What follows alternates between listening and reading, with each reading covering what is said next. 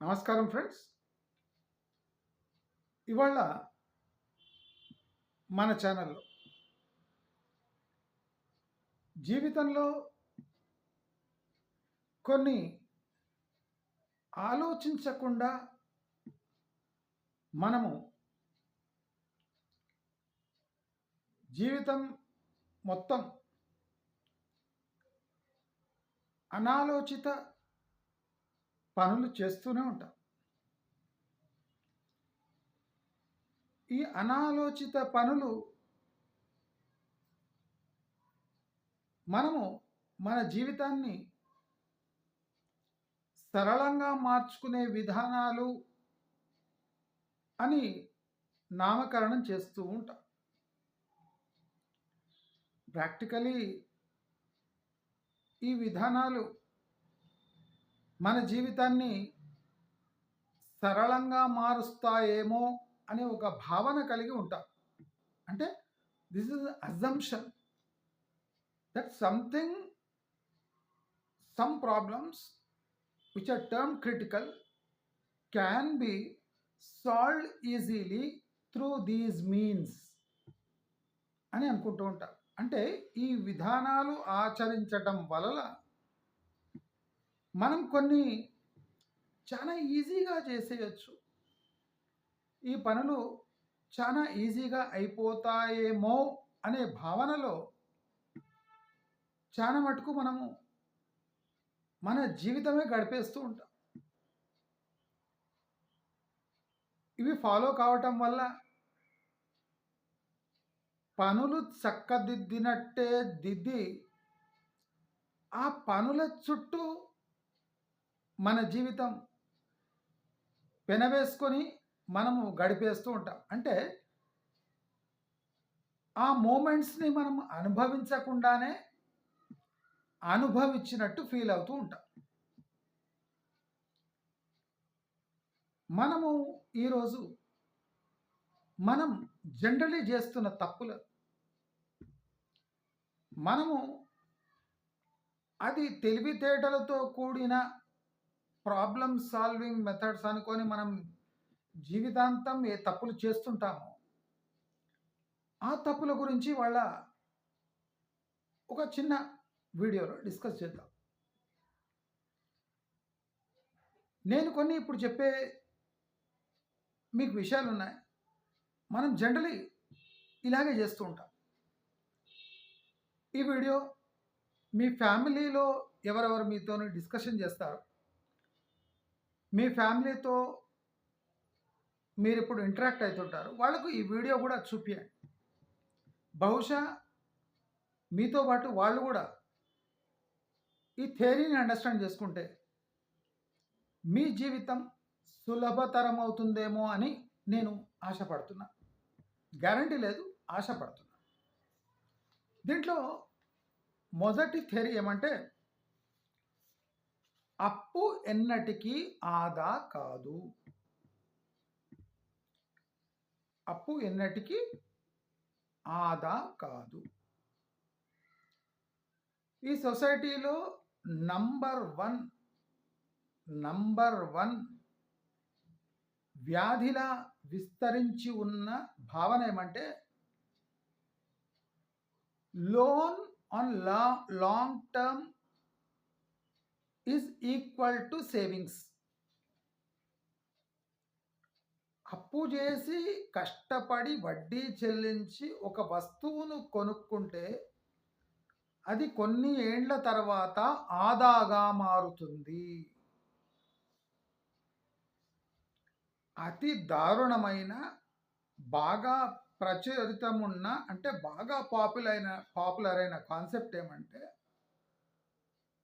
అప్పును చెల్లిస్తూ ఉంటే వడ్డీతో సహా అప్పును చెల్లిస్తూ ఉంటే కొన్నేళ్లకు అది ఆదాగా మారి అది ఒక అసెట్ కూడా తయారవుతుంది. ఇంత దారుణమైన భావన సొసైటీలో ఎంత డీప్గా పాకిపోయిందంటే అది ప్రతి ఒక్క మనిషి తహతాలాడుతుండు ఈ పాలసీని అడాప్ట్ చేసుకోవడానికి. ఆదా చేసుకొని దాన్ని అసెట్‌గా మారుద్దామనే లేదు. ఆదాని అంటే అప్పు చేసి దాన్ని కొన్నేళ్ల తర్వాత ఆదాగా మారుద్దాము అనే ఒక భావన. దాంట్లో పాపులర్ మనకందరికి తెలిసింది హోమ్ లోన్. ఒక హోమ్ లోన్ తీసుకోగానే నువ్వు కోట్ల ఆస్తికి అధిపతి కాలేవు. నీవు అధిపతి ఎప్పుడవుతావు? నీ అసలు ప్లస్ వడ్డీ కట్టి ఏ రోజు నీవు ఆఖరి వడ్డీ తీరుస్తావో అప్పుడే నీవు కట్టిన శిస్తుకు, నీవు కట్టిన అసలుకు నీవు యజమాని అవుతావు. దాన్ని నీ భావన వల్ల నీవేమి అంటున్నావు దాన్ని? అది ఒక అసెట్‌గా మిగిలిపోతుంది. అది మనకు ఆదా అవుతుంది. రేపు అమ్ముకుంటే అది ఇన్కమ్ అవుతుంది అని నీ భావన. ఒక అప్పులో మునిగిపోయిన మనిషి 20 ఏండ్ల దాకా దాని అసలు వడ్డీ కట్టి ఆ ఆదా యొక్క ఆనందము మీరు మరిచిపోతలేరా? ఆదా యొక్క ఆనందం, ఆదా చేసుకుంటే ఆనందం ఉండాలి. మీ ఆనందం ఎట్లుందంటే 20 ఏండ్ల దాకా అసలు వడ్డీ కట్టి ఆఖరి శిస్తు తర్వాత మీకు ఆనందం మిగులుతుంది. మీరేమనుకుంటారు? ఆదా అవుతుంది అంటే 20 ఏండ్ల తర్వాత మీరు ఆనందపడే ఆదా కోసం 20 ఏండ్లు మీరు మీ నిద్రలు, మీ సంతోషాలు, మీ ఆనందాలు, మీ ఫ్రీడము మొత్తం తాకట్టు పెట్టి ఈ ఆదా వైపు పోతున్నారు. ఆఖరికి మిగిలిపోయిన ఫ్లాటు, ఇల్లు చూసుకొని ఇది ఆదానే కదా అనుకుంటున్నారు. చూడండి, ఈ ఆదాపై ఎన్నేండ్లు మీరు అప్పు కట్టారు. ఇది గమనించవలసిన విషయం. నేను ఇంతకే ఆపేస్తున్నాను. నేను ఎక్కువ కూడా డిస్కస్ చేయదలుచుకోలేదు. ఎందుకంటే ఈ అకల్మందుకు ఇషారా కాఫీ అన్నట్టు. ఈ వీడియో అందరు చూడండి, మీ ఇంట్లో అందరికి చూపియండి. ఎవరెవరికి ఎట్లా అర్థమవుతుందో అర్థమవుతుంది. తర్వాత వాళ్ళలో వచ్చే మార్పు వస్తుందా లేదా ఒకసారి గమనించండి. రెండో పాయింట్, ఆదా అప్పుగా మారకూడదు. మన భారతదేశంలో ఆదా అప్పుగా మారుస్తుంది. ఎంత డిఫికల్ట్ థియరీస్ మనము అడాప్ట్ చేసుకొని మన జీవితాలను నాశనం చేసుకుంటున్నామో మీరు ఒక్కసారి గమనించండి. ఆదాలు అప్పుగా మారుతున్నాయి. ఇదేం విచిత్రం అంటే, మనము ఒక ఇల్లు కొనుక్కోవాలి, ఒక కారు కొనుక్కోవాలి, ఒక వస్తువు కొనుక్కోవాలి. మనము అప్పు చేసి కొనుక్కోవడం ఇష్టం లేదు. ఇది రెండో స్టేజ్. ఆదాలో రెండో స్టేజ్ ఎలా ఉంటుందో చూడండి. ఇండియాలో ఆదా అప్పుగా మారకూడదు. మనం ఏమనుకుంటాము?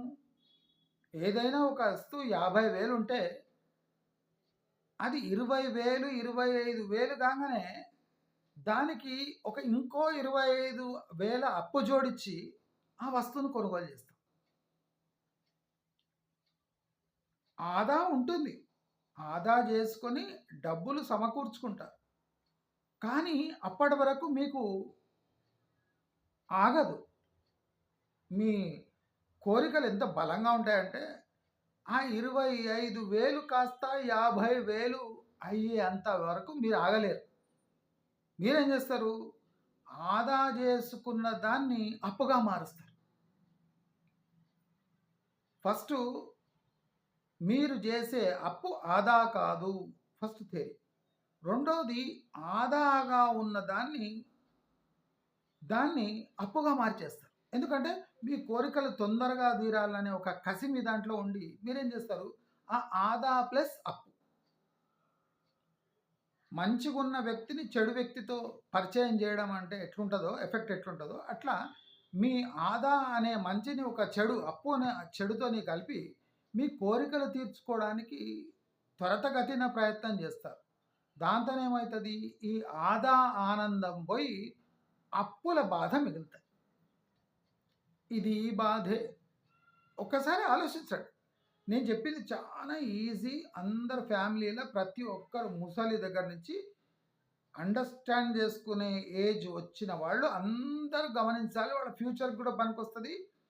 చచ్చే ముసలోళ్ళు కూడా ఆఖరి క్షణంలో ఇది నిజము అని తెలుసుకొని చనిపోతే చాలా మంచిగా ఉంటుంది. ఆదా అప్పుగా మారుతుంది. ఇది నిజమా కాదు? ఒక్కసారి ఆలోచించండి. నేను దీని గురించి ఎక్కువ డిస్కస్ చేయదలుచుకోలేదు. ఎందుకంటే నేను చెప్పేవి మీరు ఆలోచన చేయడానికి. ఆదా మంచిగా ఉండే ఆదాను మీ కోరికల రేస్ గుర్రంపై కూర్చోబెట్టి అప్పుల వైపు నెట్టుతున్నారు. లాస్ట్గా ఆదాపై అప్పులు క్రియేట్ చేసి అప్పులపై వడ్డీ కట్టి ఆదాను అప్పుగా మారుస్తున్నారా లేదా? అంతవరకే నేను చెప్పదలుచుకోను. అయిపోయింది. నెక్స్ట్, ఆశ అప్పుగా మారకూడదు. మనిషికి ఆశలు చాలా ఉంటాయి. ఆశ తీరుతలేదని దాన్ని అప్పుగా మార్చకండి. మరి ఆశలు ఎప్పుడు తీరాలి? అంటే అప్పు ద్వారా తీరిన ఆశ ఎంతకాలం ఆనందం మిగులుస్తుంది? మీకు అందరికి అనుభవం వచ్చేసి ఉంటుంది. అప్పుల ద్వారా ఆశ తీరటం వల్ల ఆ అప్పు ద్వారా తీర్చుకున్న ఆశ ఎంతకాలం నిలుస్తుంది? అది ఆనందం ఇవ్వగలదా? ఆశ అంటే ఒక టైపు కోరిక. ఆశ మీ దగ్గర వెయిట్ చేయలేక, అంటే మీ దగ్గర ఉన్న ఆ మనసులో ఉన్న కోరికను మీరు ఆపుకోలేక దాన్ని అప్పుగా మారుస్తున్నారు. అది ఎవరి తప్పు? ఖచ్చితంగా మీ తప్పు. ఆశను ఆపుకునే దాంట్లో ఏమాత్రం ఏం నష్టం లేదు, అదేం పాపం కాదు. ఆశ తీరకున్నా అది పెద్ద పాపం కింద లెక్క వేయబడదు. మరి ఆశలు తీరేది ఎప్పుడు? అందరూ ఆశలు తీరేదెప్పుడు? నా ఆశ త్వరగా తీరాలి అని తమ జీవితాలు నరకం వైపు నెట్టుతలేరా? మీరందరూ ఆలోచించండి. కంట్రోల్ చేసుకునే వస్తువుని మీరు అన్కంట్రోలబుల్ అప్పుగా మార్చి ఆ ఆశను తీర్చుకున్నాక మరుక్షణమే ఆ అప్పు గురించి ఆలోచిస్తే ఆ ఆశ యొక్క ఆనందం మిగులుతుందా? ఇంత స్పష్టంగా మీకు ఎవరు వీడియోలో చెప్పిండరు. మీరు అందరు ఫ్యామిలీలో అందరు కూర్చొని ఆలోచించండి. మళ్ళా నా వీడియో అయినండి, నేనేం చెప్తున్నానండి.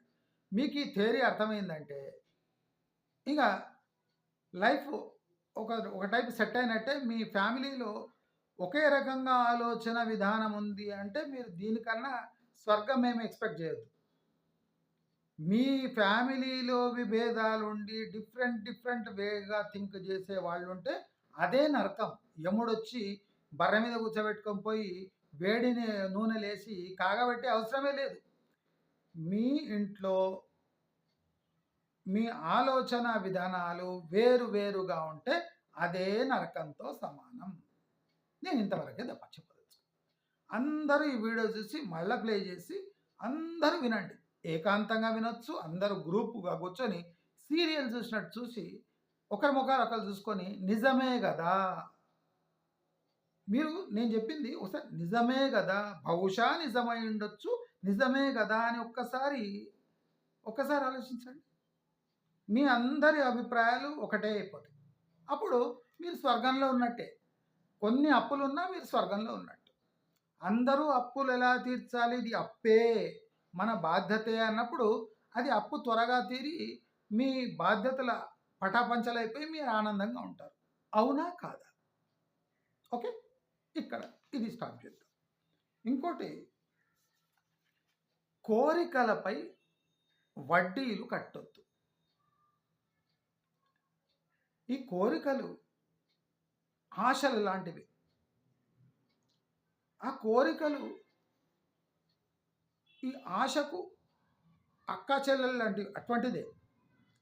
ఈ కోరికపై నాకు కోరిక ఉంది. ఆ కోరిక తీర్చుకోవడానికి దానిపై వడ్డీలు కట్టద్దు. కోరికలు వివిధ రూపాల్లో తీర్చుకోవచ్చు. కోరికలు ఆగి తీర్చుకోవచ్చు. కొద్ది కొద్దిగా తీర్చుకోవచ్చు. అంటే కష్టంతో తీర్చుకోవచ్చు. కోరికలను మార్చుకొనవచ్చు. కోరికలను మార్చుకొనవచ్చు. కోరికలు తీర్చుకోవడానికి సహాయం కూడా ఆశించవచ్చు. అంటే కోరికలు మనకు చాలా ఉంటాయి. అవి నేను ఆశల గురించి చెప్పినప్పుడు, అలాగే కోరికలు కూడా మన గుప్పెట్లో ఉంటాయి. కోరిక అనేది మన అసెట్. ఆ అసెట్‌పై మీరు వడ్డీ కట్టే అవసరం లేదు. కోరిక ఈజ్ అన్ అసెట్. అది నాది ఇండివిజువల్ థింగ్. ఆశ పడటం అంటే వేరే దానిపై కోరిక పెంచుకోవటం. కానీ లోపలి కోరిక ఇది నాలోని భావన. ఈ భావనపై వడ్డీలు కట్టే అంటే అంత దాపరిచ్చేంత వరకు మీరు ఆ కోరికను అంటే తీర్చుకునే ప్రయత్నం చేయకండి. కోరికలపై వడ్డీ కట్టే స్థితిని మీరు తెచ్చుకోకండి. నేను చాలా ఈజీ, ఈ సూత్రం చాలా ఈజీ, అసలు పాటించడం కూడా ఈజీ. నేను ఏం చెప్తున్నా అంటే మీరందరూ కలిసి ఈ 3-4 పాయింట్స్ కంట్రోల్ చేసుకుంటే ఇట్లెందుకు ఉంటుండే వాళ్ళు.